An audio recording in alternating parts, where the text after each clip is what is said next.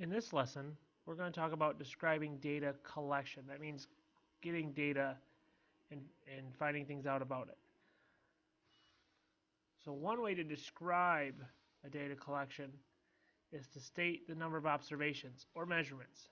So if you look at the example here, all the mass, all these are measurements, these are observations. So there's 12 observations here. Another way is by listing the attributes that were measured. An attribute is a property or characteristic of the item being measured, such as its color or length.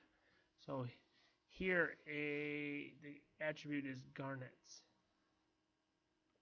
okay, which is a stone. So if we look at this problem, Jeffrey's hobby is collecting rocks and minerals. The chart given gives data on garnets he found during a recent mineral hunting trip. So I have to identify the attribute being measured, the unit of measure, the likely means by which the measurements were made, and the number of observations. So this part here is how did we get the measurements. So if we look at the answers, if we come up with the answers here to all those questions, what attribute Jeffrey measured was the mass. Mass is also known as weight. So he measured the mass of the garnets, as you can see here. He used grams.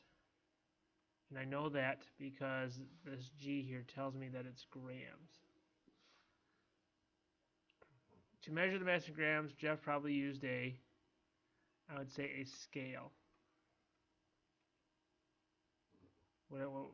Think about what you would measure weight or mass in. You'd probably use a weight, a scale or a weight machine or something like that.